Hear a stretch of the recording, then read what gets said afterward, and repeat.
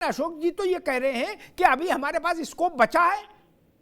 अब उन्होंने गोल चेंज कर दिया, गोल पोस्ट। अब वो कह रहे हैं नहीं 272 आती तो ये बंद कर देते चुनाव। बोले अभी तो 32 सीट में हम खेलेंगे। आदरणीय अमिताभ सर, अशोक यादव जी और राज शर्मा जी तो पहले दिन से, जब से 2024 का चुनाव आया है, कभी ये कहते हैं कि सरकार बन ही नहीं पाएगी, कभी कहते हैं सरकार गिर जाएगी।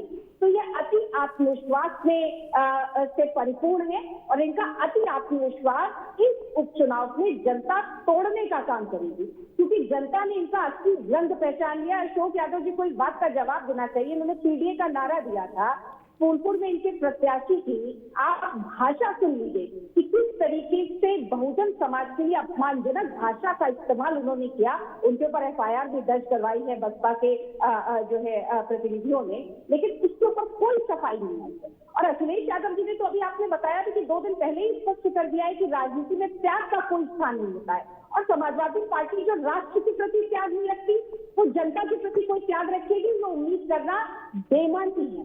और कांग्रेस पार्टी के लिए मैं कहना चाहती हूँ आदरणीय अमिताभ से, देखिए कांग्रेस पार्टी का तो आत्मविश्वास पूरी तरीके से हिला हुआ है।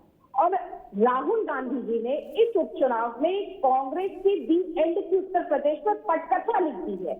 और ये बात मैं नहीं कह रही हूँ, ये बात तो कांग्रेस पार्टी के फूलपुर के जिलाध्यक्ष जो है बागी होकर चुनाव लड़ गए हैं फूलपुर में, उन्होंने स्पष्ट रूप से प्रेस कॉन्फ्रेंस करके कहा कि कांग्रेस पार्टी ने समाजवादी पार्टी के हाथों बेच दिया है कार्यकर्ताओं को, गिरवी रख दिया है पार्टी को। और ये कोई गठबंधन धर्म नहीं है जो ये लोग निभा रहे हैं। कांग्रेस पार्टी अपनी इच्छा शक्ति नहीं, पूरी इच्छा शक्ति उसके पास है नहीं, और कांग्रेस पार्टी की हिम्मत नहीं पड़ रही है। नहीं, लेकिन अभी विलय, ऋचा जी, लेकिन अभी विलय तो नहीं किया ना, अभी विलय तो नहीं किया। अपना झंडा तो अपने पास है, उनके पास नहीं। इनकी तो ये हिम्मत है। देखिए हरियाणा के परिणामों के बाद कांग्रेस पार्टी का आत्मविश्वास इस कदर हिल गया है कि वो भारतीय जनता पार्टी का सामना करने की हिम्मत नहीं जुटा पा रही है। और गठबंधन धर्म की कौन सी बात की जाए, इन्होंने तो 2017 में भी गठबंधन किया था, फिर वो टूट गया। फिर 2019 से बसपा से गठबंधन किया। तो समाजवादी पार्टी का तो इतिहास है कि इसका गठबंधन एक चुनाव के बाद किसी के भी साथ चलता नहीं। लेकिन आदरणीय अमिताभ सर, भारतीय जनता पार्टी के हमारे अलायंस पार्टनर, हम लोग मजबूती से एक होकर जनता के ऋचा जी, वो निषाद वाला मसला सुलझ गया, क्योंकि वो भी आजकल हर दिन बड़े क्रिएटिव राइटर हो गए, कंटेंट राइटर संजय निषाद हर दिन नया कंटेंट ठोक रहे हैं पोस्टर में। 27 के खेवनहार, अपनी फोटो चश्मा वाली। आदरणीय अमिताभ सर, संजय निषाद जी के जो बयान है उनका लोकतंत्र में सम्मान है, लेकिन आपने देखिए कि चुनाव की घोषणा के साथ ही उन्होंने बाकायदा प्रेस कॉन्फ्रेंस करके इस बात की घोषणा कर दी है कि वो मजबूती से भारतीय जनता पार्टी और एनडीए के जो भी प्रत्याशी है उनको लड़ाने के लिए, और न सिर्फ लड़ाने के लिए बल्कि जिताने के लिए समर्पित हैं। तो भारतीय जनता पार्टी के गठबंधन के साथ ही मजबूती से चुनाव में जुटे हुए हैं। ये तो त्याग की बात करने वाले बताएं, वो महाराष्ट्र में त्याग करने के लिए तैयार नहीं है, वो उत्तर प्रदेश में त्याग करने के लिए तैयार नहीं है।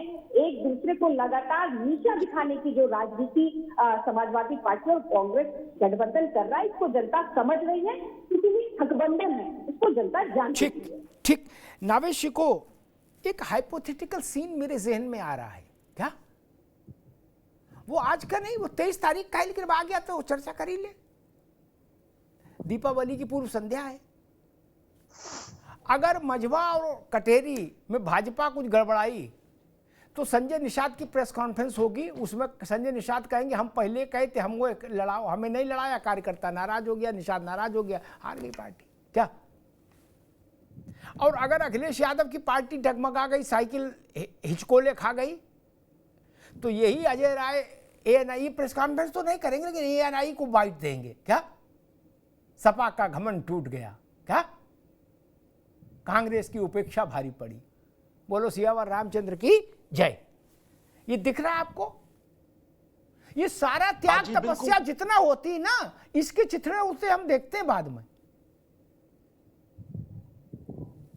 देखिए हरियाणा जब कांग्रेस हरियाणा हारी तो सपा के लोगों ने कांग्रेस को धो के पचीटा कि नहीं पचीटा। जब कांग्रेस मध्य प्रदेश हारी तो सपा के लोगों ने उनकी धुलाई की कि नहीं की? नावेद जी। जी बिल्कुल, दोनों तरफ से रिश्तों में दरारें जो नजर आ रही हैं उसमें जो बात शायद अशोक जी को ये बात बुरी लगी, लेकिन ये बात सच है कि संजय निषाद के नाराज होने, रूठ हो जाने या हाशिए पर चले जाने या बगावत करने से भारतीय जनता पार्टी को बहुत बड़ा नुकसान नहीं होगा। लेकिन कांग्रेस और समाजवादी पार्टी के बीच में अगर दरार बढ़ जाती है या जो एकता स्थापित है उसमें कहीं से भी दूरी आ जाती है, अभी 3 साल है करीब, 2.5 साल 3 साल है विधानसभा में, तो वो थोड़ा सा कठिन हो जाएगा इंडिया गठबंधन के लिए भी, समाजवादी पार्टी के लिए भी और कांग्रेस के लिए भी, खासतौर से उत्तर प्रदेश में। मैं एक अहम बात जो मुझे लग रही है, ये एक उपचुनाव उत्तर प्रदेश में जो होने वाला है इसका कितना महत्व है, ये मुझे एक नारे में नजर आ रहा है कि कटोगे तो बटोगे। ये नारा इतनी तेजी से हिट हुआ है कि वो राष्ट्रीय राजनीति के पटल पे चला गया है और इस नारे का जवाब अभी तक विपक्ष में नहीं आया है।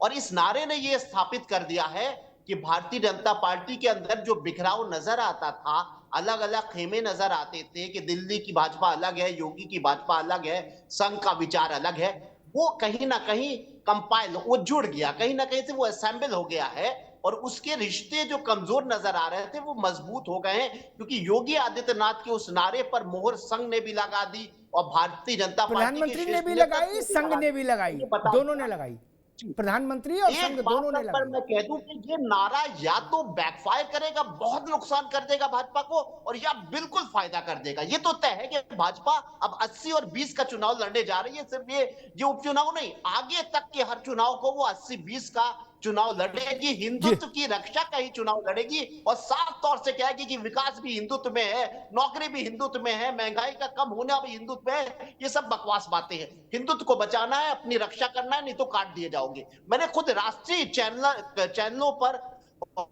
कई राष्ट्रीय भाजपा के सुना, वो अब ये नहीं कह रहे हैं कि कटने का मतलब कुछ और है, वो कह रहे हैं कि नहीं, हमें अपनी रक्षा करने, हमें काटा गया है। वो अपना इतिहास बता रहे हैं कि हमारी मेजोरिटी को काट दिया गया। इस हद तक भारतीय जनता पार्टी हिंदुत्व की रक्षा के लिए और योगी आदित्यनाथ जी के उस नारे पर मोहर लगा के चुनाव का एक परसेप्शन वैसे ही बना रही है जैसे एक परसेप्शन बना था कि संविधान खतरे में।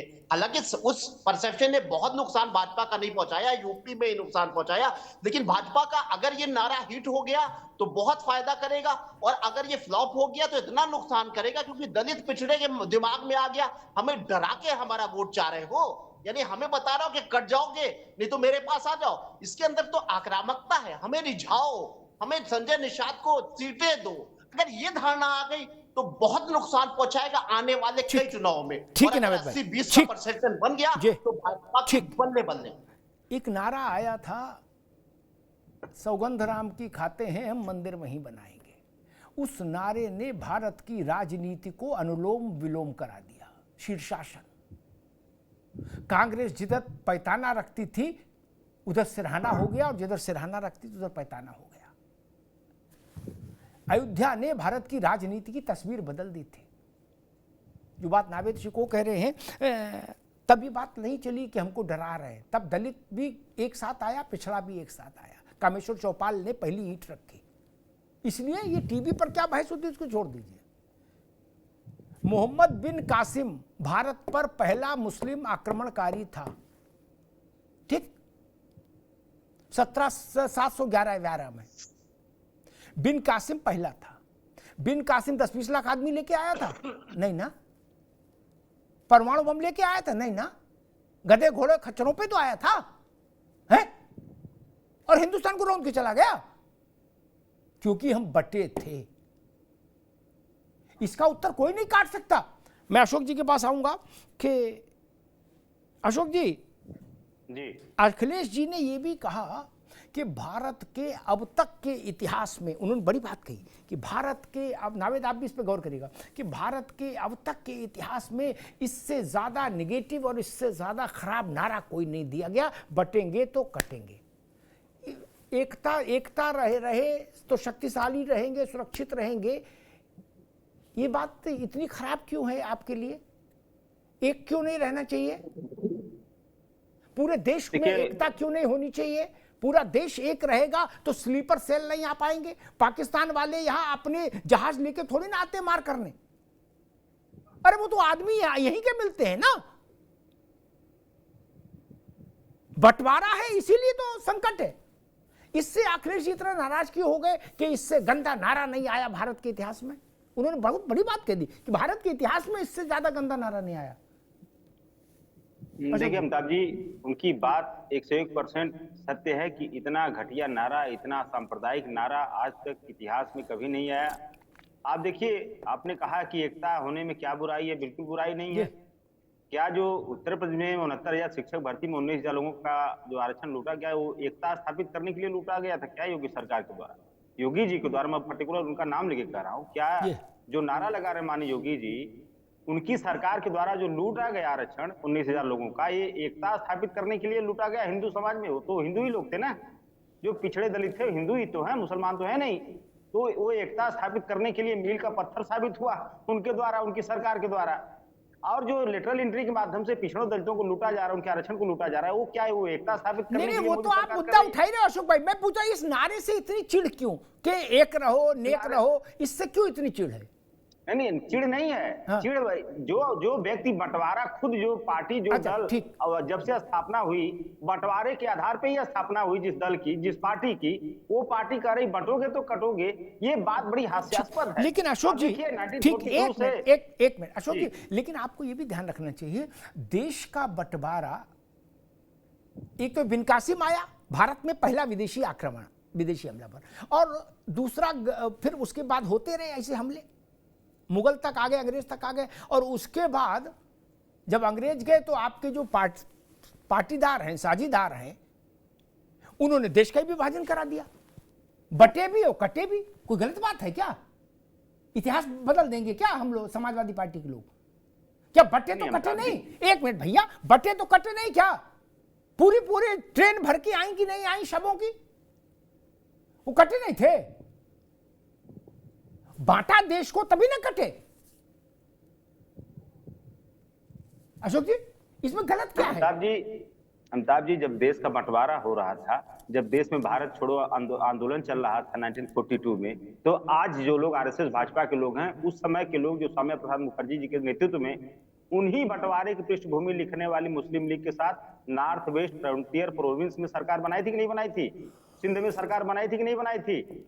जो पार्टी, जो संगठन, मैं उसमें तो बीजेपी थी नहीं, लेकिन उसके जो मूल संगठन के लोग थे, जो आज बीजेपी में, आज आरएसएस में हैं, श्यामा प्रसाद मुखर्जी जी थे ना, उन्हीं की विचारधारा को कैरी फॉरवर्ड कर रहे हैं लोग ना। उन्होंने देश की विभाजन की पृष्ठभूमि रखने वाली मुस्लिम लीग के साथ सरकारें बनाई। अब आप बताइए, देश को बंटवारे की तरफ ढकेलने में भाजपा का कितना